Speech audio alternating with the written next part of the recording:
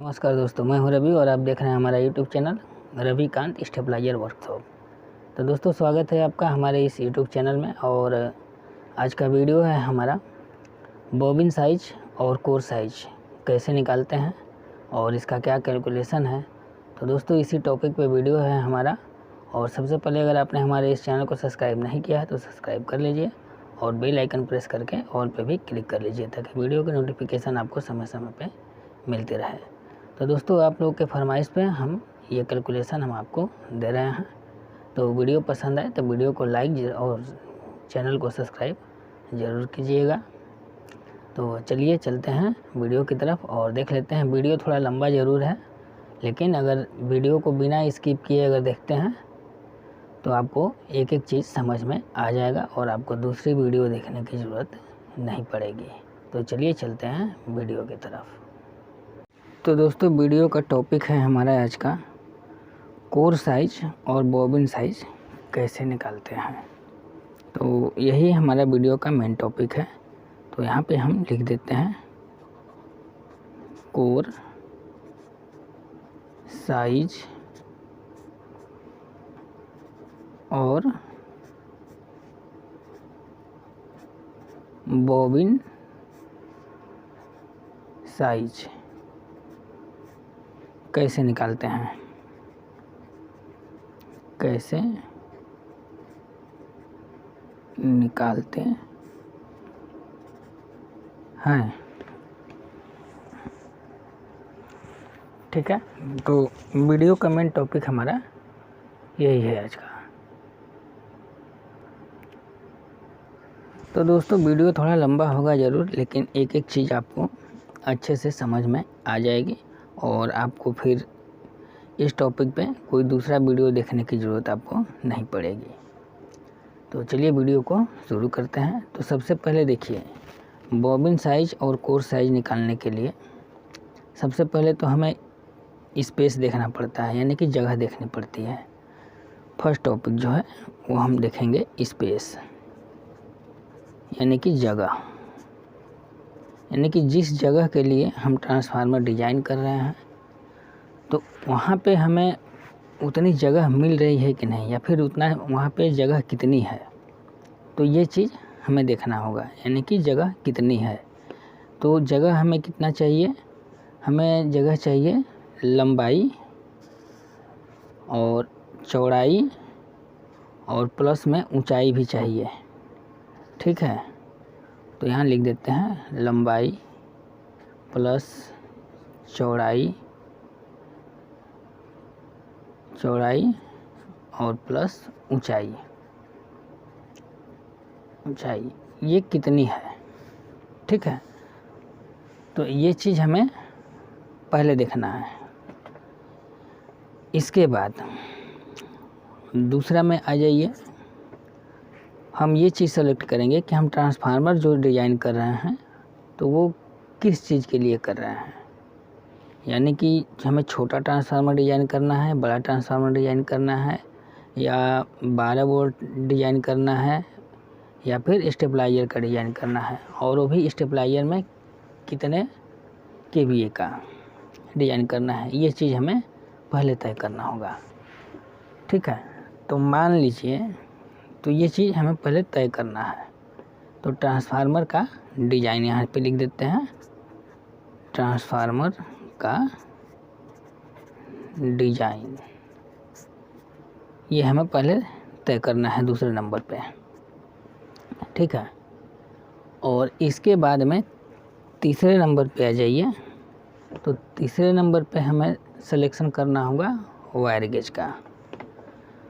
तो सबसे पहले जब हम ट्रांसफार्मर डिज़ाइन का हम ये सोच लेंगे कि हमें मान लीजिए 3 kV का डिज़ाइन करना है, तो उस हिसाब से हम अपना वायर गेज भी सेलेक्ट कर लेंगे। ठीक है, तो तीसरे नंबर पे है वायर गेज।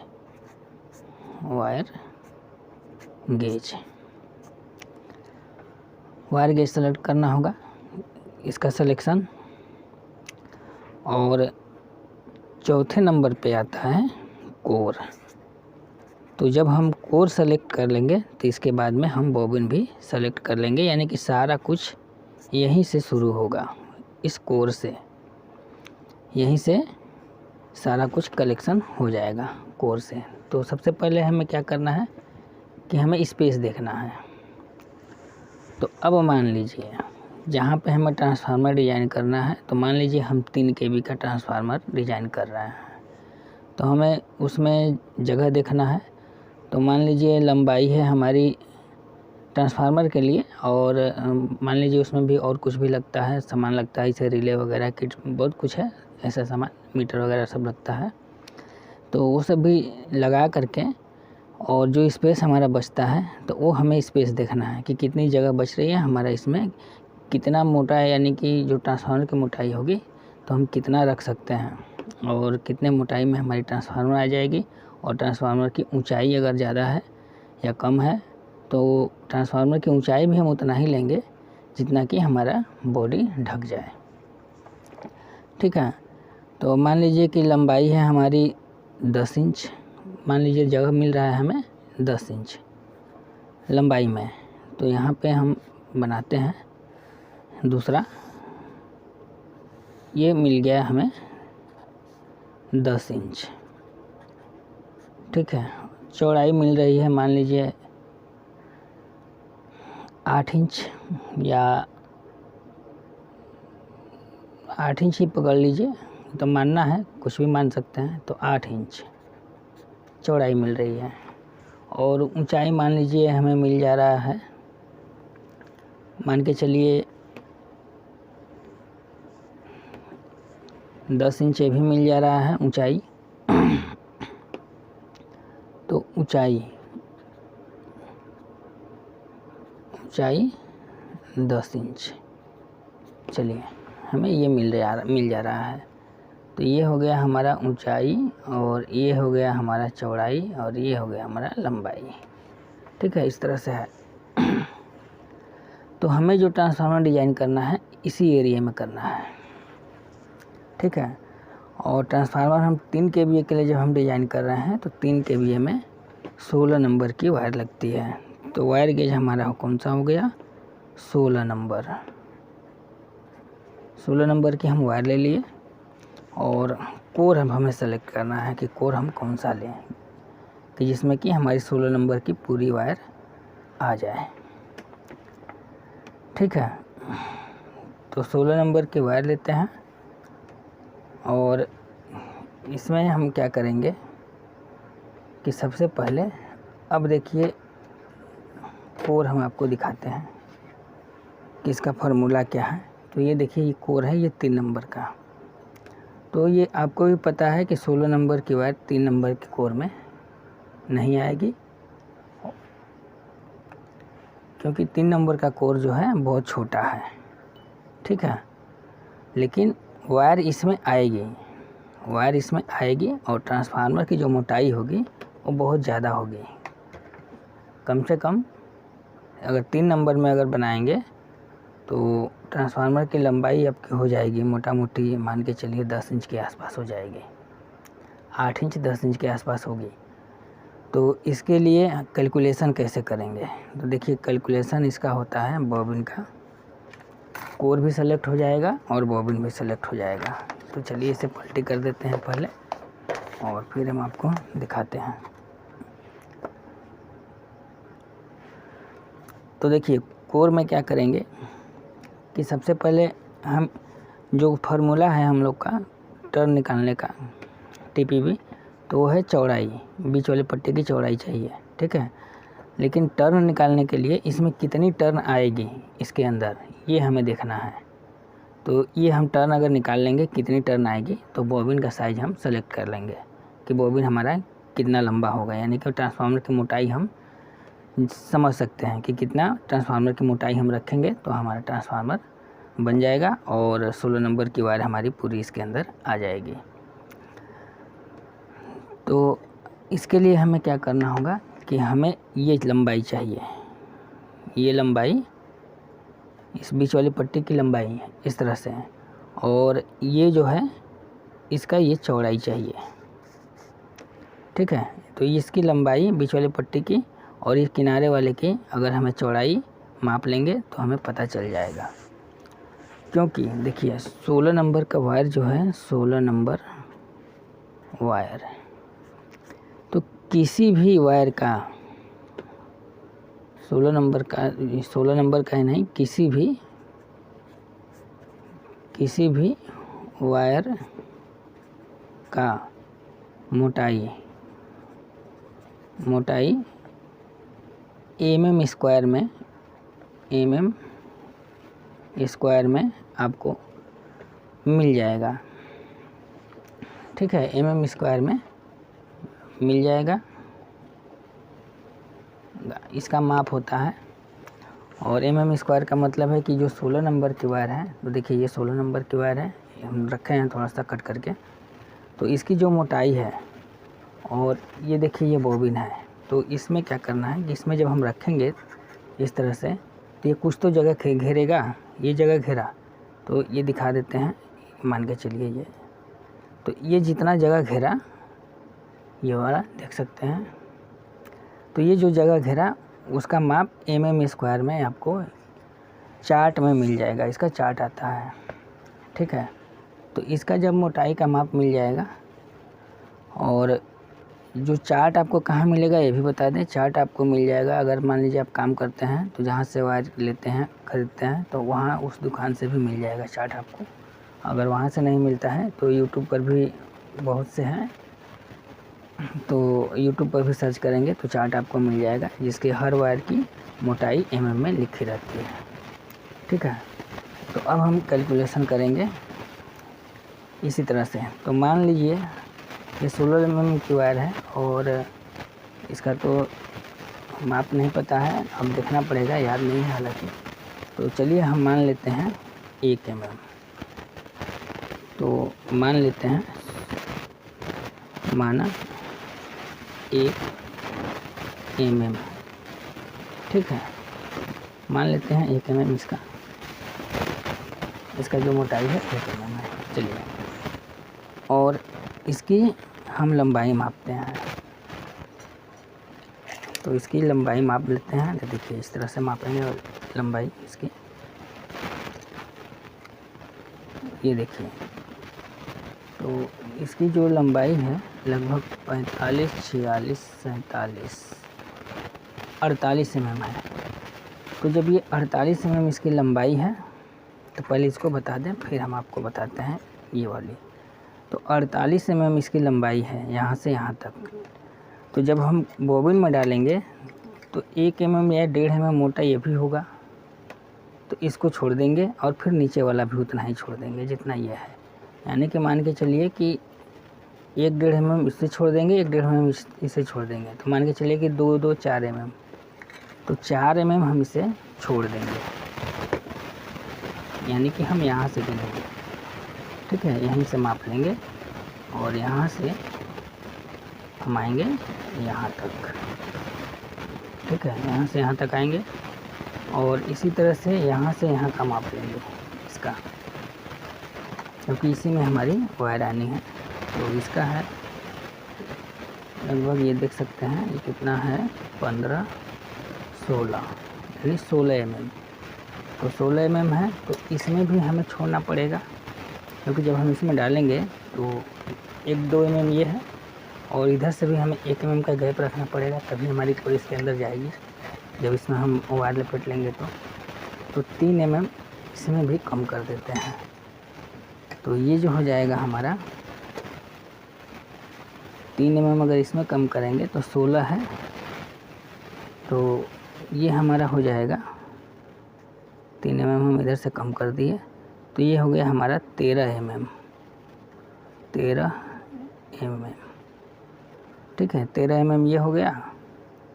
और इसमें से कितना कम किए थे भूल गए, तो 48, 4 कम कर दे रहे हैं, तो ये बच जा रहा है 44। तो ये हो जाएगा हमारा 44 mm, 44 mm। ठीक है, ये 44 mm। तो अब हम इस पर बना देते हैं इसका, ताकि आपको ध्यान रहेगा और याद भी हो जाएगा कि किस तरह से निकालना है। तो वीडियो को पूरा देखेंगे तो हर चीज़ समझ में आ जाएगा, दूसरी वीडियो देखने की ज़रूरत नहीं पड़ेगी दोस्तों।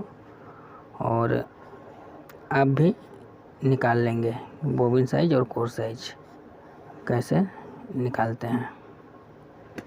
और वीडियो पसंद आए तो वीडियो को लाइक और सब्सक्राइब ज़रूर करिए। तो चलिए चलते हैं वीडियो में।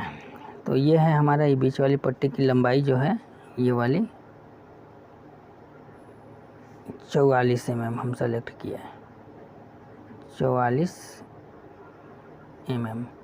और इसे हम सेलेक्ट किए हैं 13 mm, ठीक है, 13 mm।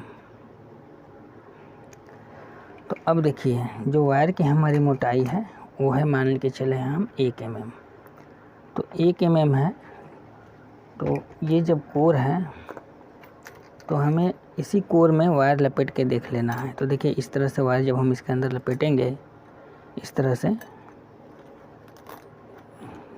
से तो हम 44 mm तक इस वायर को बिल्कुल सटा के हम रखेंगे, ठीक है। ये प्रैक्टिकल है और थ्योरी भी हम बता रहे हैं। तो थ्योरी मान लीजिए कैलकुलेशन में गलत भी हो सकता है, लेकिन वायर से अगर आप माप लेते हैं तो ये गलत नहीं होगा, ये एकदम ये क्लियर बैठेगा, ठीक है। तो इस तरह से वायर को भी माप सकते हैं और उसके बाद तो हम थ्योरी बता ही रहे हैं, ठीक है। तो वायर से उसको क्या करना पड़ेगा कि मान लीजिए अगर 3 नंबर की बोबिन है तो इस कोर में वायर लपेटने में दिक्कत हो रही होगी, ठीक है, इस कोर में वायर लपेटने में दिक्कत होगी। तो आपकी कोई भी साइज़ का बोबिन ले, चाहे 1.5 इंच हो, चाहे 2 इंच हो, चाहे कुछ भी हो, इसमें जब आप वायर लपेट लेंगे तो यहाँ से यहाँ तक जितनी वायर बैठती है उसको गिन लीजिए और फिर इस साइड में इस तरह से कट करके वायर लगा सकते हैं, ठीक है, इसके ऊपर। यानी कि यहाँ से यहाँ तक कितना टर्न आया, इसके बाद में इसके ऊपर लेयर चढ़ेगा तो वो लेयर भी हमें पता चल जाएगा और यहाँ से यहाँ तक का टर्न गिन लेंगे और लेयर गिन लेंगे तो हमें पता चल जाएगा कि कितना टर्न इसके अंदर आएगा। तो चलिए अब हम इसे कैलकुलेशन करते हैं और निकालते हैं। तो मान लीजिए ये हमारा 1 mm वायर की मोटाई है और ये है 44 mm। तो 44 mm जो है हमारा, तो 44 वायर हमारी बैठेगी इसके अंदर, यहाँ से यहाँ तक 44 वायर, ठीक है। तो एक वायर तो हमारी पहले से ही आ गई यहाँ पे, ठीक है, यानी कि यानी कि एक वायर जब हमारी यहाँ आ गई तो एक लेयर तो हमारी ये कंप्लीट हो गई। तो 1 mm हम यहाँ से कम कर देंगे, क्योंकि जब हम यहाँ से लेयर चढ़ाएंगे इसके ऊपर तो इसी के ऊपर से जाएगा, तो 1 mm और हम ऊपर से कम कर देंगे। तो अब हमारा गिनती में ये जो 13 mm है वो कितना बच गया, 12 mm, ठीक है। तो हमें 12 mm के अंदर ही कैलकुलेशन करना है। तो यानी कि 44 टर्न हो गए। टर्न कितना जाएगा हमारा इसके अंदर, जो टर्न होगा, टर्न यानी यहाँ से यहाँ तक जितना होगा ये हमारा टर्न हो गया, ठीक है। गिन लेंगे तो 44 होगा। 1 mm की वायर है, जगह खींच रही है 1 mm, तो 44 mm इसमें जगह है हमारी यहाँ से यहाँ तक, तो 44 टर्न आ जाएगा इसमें। तो यहाँ पर लिख देते हैं 44।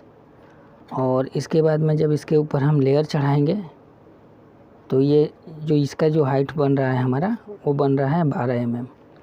तो 12 mm में 12 लेयर, तो 12 लेयर जब हम इसमें चढ़ा देंगे, यानी कि 12 लेयर देंगे जब हम इसमें, तो इसमें हमारी हर लेयर में पेपर भी आनी है। तो हमारा लेयर कितना बन रहा है, 12, टोटल 12 लेयर बनेगा। तो 12 लेयर बनेगा तो 12 पेपर भी हमारे लगेंगे, ठीक है। तो पेपर भी कुछ जगह लेगा। तो क्या करेंगे कि 2 mm या 3 mm और इसमें हम कम कर देंगे। तो अब हम इसमें 12 mm नहीं लेंगे, अब हम लेंगे 9 mm ही लेंगे, यानी कि 9 लेयर आएगी, ठीक है। तो अब हम इसमें कितने लेंगे, 9, कलेक्शन करने के बाद में लेंगे 9। तो अब हम बनाएंगे ट्रांसफार्मर इसमें, तो 16 नंबर की वायर जब हम इसमें डालेंगे तो 44 टर्न और 9 लेयर, तो 44 टर्न 9 लेयर हुए, 44 टर्न और लेयर हमारे होंगे लेयर 9। तो इसको क्या करेंगे हम कि 44 गुणे 9 कर देंगे, ठीक है। यानी कि लेयर गुणे टर्न। तो हम लिख भी देते हैं लेयर इंटू टर्न। अब आ जाएगा इक्वल टू, तो लेयर है हमारा, इसको हटा देते हैं, यहाँ से लिखते हैं। तो लेयर है हमारा 44 और टर्न कितना है 9, सॉरी लेयर है हमारा 9 है लेयर और टर्न है हमारा 44, ठीक है। यहाँ पे उल्टा हो गया था, तो इसे हम गुणा कर देते हैं। तो देखिए 44 गुणे 9 इक्वल टू हो गया 396 टर्न, देख सकते हैं। तो ये हो गया हमारा 396 टर्न, ये टोटल है। तो दोस्तों ये एक चीज़ ध्यान रखिए, इसमें हम ये मोटाई नहीं जोड़े हैं, ठीक है। हम सिर्फ ये कोर में लपेटे हैं, ये मान के चलिए हम इसी में लपेटे हैं, ठीक है। तो इसमें अगर लपेटते हैं तो इसके अंदर ये जितनी इसमें जगह है, तो इसमें टोटल टर्न हमारी जो आएगी वो आएगी 396 टर्न। इससे ज़्यादा इसके अंदर नहीं आ सकती है 16 नंबर की वायर, ठीक है। तो अब जो हम कैलकुलेशन करेंगे, अब मान लीजिए अब हमें जो ट्रांसफार्मर बनाना है वो बनाना है 90 वोल्ट से, मान के चलिए 90 वोल्ट से 90 वोल्ट टू 300 वोल्ट। तो चाहे 90 वोल्ट 300 बनाइए, चाहे 90 वोल्ट 440 बनाइए, तो लास्ट वोल्टेज जो है हमारा, लास्ट वोल्टेज से हम क्या करेंगे, लास्ट वोल्टेज से जो हमारा टीपी भी निकल के आएगा उसमें गुणा करेंगे। तो हमें टीपी भी निकालना है और इस लास्ट वोल्टेज में गुणा करना है। तो हम 300 वोल्टेज का बना के चल रहे हैं, 90 टू 300 वोल्ट, ठीक है। तो इसको हम अभी रख लेते हैं, क्योंकि अब हमें निकालना पड़ेगा इसका मोटाई कि बोबिन का साइज अब हम कैसे निकालेंगे, ठीक है। कोर नंबर तो हमारा निकल गया 3 नंबर, ठीक है। 3 नंबर कोर निकल गया और बोबिन का साइज निकालना है कि ट्रांसफार्मर की मोटाई हम कितना रखें। तो हमें कैलकुलेशन इस तरह से करना है कि 300 वोल्ट में कैलकुलेशन करेंगे, जब टीपीबी से हम गुणा करेंगे टीपीबी निकाल करके, तो हमारा 396 टर्न से ज़्यादा नहीं होना चाहिए। यानी कि जो कैलकुलेशन हमारा निकल के आएगा 396 टर्न के अंदर ही आना चाहिए, इससे ज़्यादा नहीं। अगर इससे ज़्यादा आएगा तो समझ लीजिए हमारा जो वायर है इस बोबिन के अंदर नहीं आएगा, ठीक है। और अगर कम आएगा, और एक चीज़ और बता दें तो अगर ट्रांसफार्मर का टर्न जो हम कैलकुलेट करेंगे, तो पहले कैलकुलेट करते हैं फिर बताते हैं, नहीं कंफ्यूज हो जाएंगे आप, ठीक है। तो 396 टर्न, हमें 396 टर्न में ही कैलकुलेट करना है, ठीक है। तो ये 3 नंबर का ये कोर है और इसके बीच की पट्टी की जो चौड़ाई होती है वो होती है 1.2, ठीक है, 1.2 होती है। और जो फार्मूला है, तो आप फार्मूला देख सकते हैं, इसका फार्मूला भी हम अपने चैनल पे डाले हुए हैं बना करके, तो वहाँ से आप देख लीजिएगा, नहीं वीडियो बहुत ज़्यादा लंबा होगा। तो हम डायरेक्ट बना के दिखाते हैं हम आपको। तो चलिए हम मान लेते हैं, कोर ले लेते हैं, 3 नंबर है हमारा कोर साइज 3 नंबर, और इसकी मोटाई मान लीजिए हम रख लेते हैं 8 इंच रख के देखते हैं। ट्रांसफार्मर की जो मोटाई है वो 8 इंच रखते हैं। तो कोर साइज 3 नंबर और बोबिन साइज लिखते हैं, बोबिन साइज, ये बोबिन का ही साइज होगा, बोबिन साइज 3 नंबर 8 इंच, ठीक है। तो 8 इंच रख के कैलकुलेट करके देख लेते हैं कितना आ रहा है। हमारा 396 टर्न ही आना चाहिए या फिर इससे कम आना चाहिए। अगर ज़्यादा आएगा तो फिर दिक्कत है, फिर बताएंगे क्या करना है आपको, वहाँ पे समझाएंगे, क्या करना है। तो 3 नंबर का कोर का जो बीच की पट्टी की चौड़ाई है 1.2 और गुणे करेंगे 8। ठीक है, तो गुणा कर देते हैं यहाँ पे 1.2 गुणे 8 इक्वल टू हो गया 9.6। देखिए 9.6 ये हो गया कोर एरिया और इससे हम भाग देते हैं 7.5 में। 7.5 डिवाइडेड 9.6 इक्वल टू निकल के आया 0.78। तो 7.5 भागा 9.6 इक्वल टू 0.78। तो अब हम क्या करेंगे यहीं पे कि जो टोटल वोल्टेज है हमारा 300 दिखा देते हैं। ये देखिए टोटल वोल्टेज 300 है, क्योंकि 92 300 हम बनाएंगे और 396 टर्न से हमें कम ही रखना है, ज़्यादा नहीं रखना है। ठीक है, तो अब 300 वोल्ट में हम गुणा कर देते हैं। कितना से गुणा करेंगे? इस TPV से गुणा करेंगे, जो निकल के आया हमारा TPV। तो 300 गुणे 0.78 इक्वल टू 234 टर्न। ठीक है, तो 234 टर्न आया। यानी कि जब हम 300 में इससे गुणा कर रहे हैं 300 वोल्ट गुणे 0.78 TPV, तो ये हमारा आ जा रहा है 234। ठीक है, और हमारा कितना है लाना 396, तो यहाँ पर हम लिख देते हैं 396। ठीक है, 396। तो 396 और 234 में बहुत ज़्यादा का अंतर है, यानी कि इस ट्रांसफार्मर में इसमें जगह बचेगी। ठीक है, क्योंकि जो हमारा भर रहा है ये कोर और ये बॉबिन, तो 8 इंच अगर रख रहे हैं तो ये क्या हो रहा है 8 इंच रख रहे हैं, तो ट्रांसफार्मर में हमारा जगह बच रहा है, क्योंकि हमारा 396 टर्न इसमें आना है और जो हिसाब से हम कैलकुलेशन किए उस हिसाब से हमारा 234 टर्न में ही 300 वोल्टेज पूरा हो जा रहा है। ठीक है, तो हमें ट्रांसफार्मर की लंबाई जो है यानी कि मोटाई घटानी पड़ेगी। ठीक है, तो ये 8 इंच न रख के हम कितना करेंगे 6 इंच करके देख लेते हैं या फिर 7 इंच करके देख लेते हैं। ठीक है, तो इसी के बीच में ये होगा। तो 3-7 करके 3-6 करके देखते हैं। तो चलिए 3-6 से कैलकुलेट करते हैं। तो ये हो जाएगा हमारा, यहाँ पे एक कैलकुलेशन करते हैं।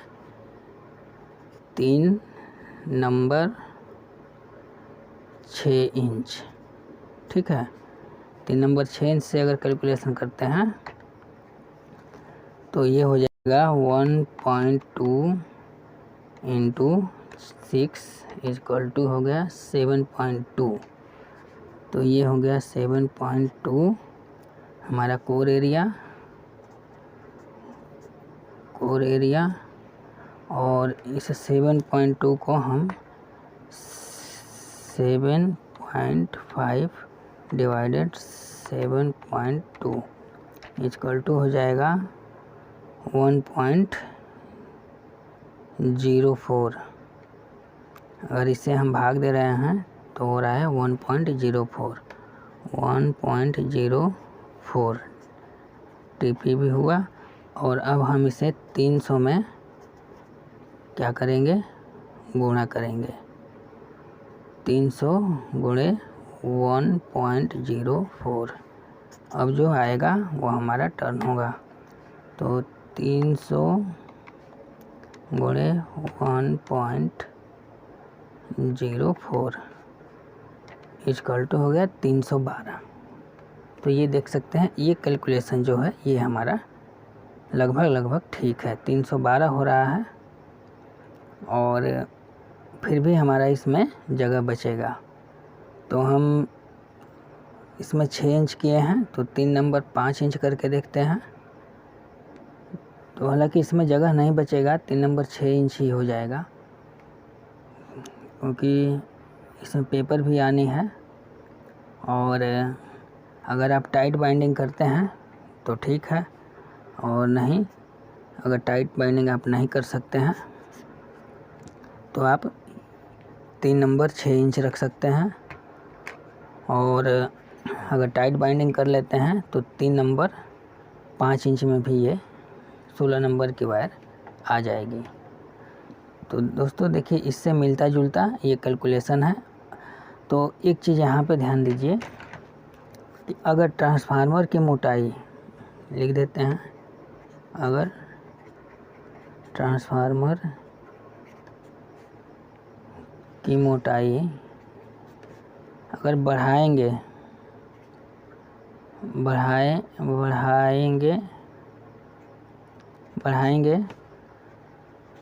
ट्रांसफार्मर की मोटाई को अगर बढ़ाते हैं तो हमारा जो टर्न है वो कम होगा।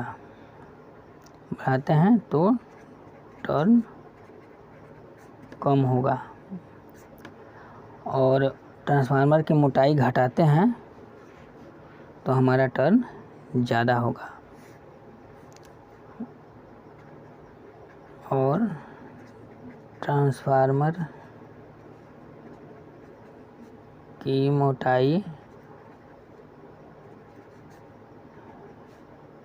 घटाते हैं तो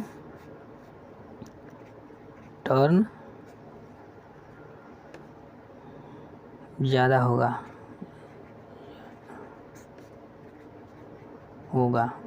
तो इसी को ध्यान में रख के कैलकुलेशन करना है, और ऐसे ही कोर साइज और बॉबिन साइज निकाला जाता है। तो यहाँ पे हमारा बॉबिन का साइज निकल के आ गया कितना, 6 इंच, यानी कि बॉबिन साइज जो निकला 6 इंच का, और कोर नंबर निकल के आया 3 नंबर। वायर गेज है 16 नंबर। तो दोस्तों ये एक्यूरेट माप नहीं है, ठीक है, हम मान करके इसको हल किए हैं, ठीक है, इसको हम मान करके हल किए हैं, एक्यूरेट माप नहीं है। तो आपको अगर एक्यूरेट माप लेना है तो या तो वायर लपेट के लीजिए, या फिर चार्ट से इसकी वायर की मोटाई देख लीजिए, और कलेक्शन बिल्कुल इसी तरह से होना है। अगर एक बार में वीडियो में अगर समझ में नहीं आया तो इसे दोबारा तिबारा देख लीजिएगा, आपको समझ में आ जाएगा। और अब मैं आशा करता हूँ कि आप लोगों को आपके सवाल का जवाब मिल गया होगा। तो दोस्तों मिलते हैं अगले वीडियो में किसी नए टॉपिक के साथ, तब तक के लिए नमस्कार।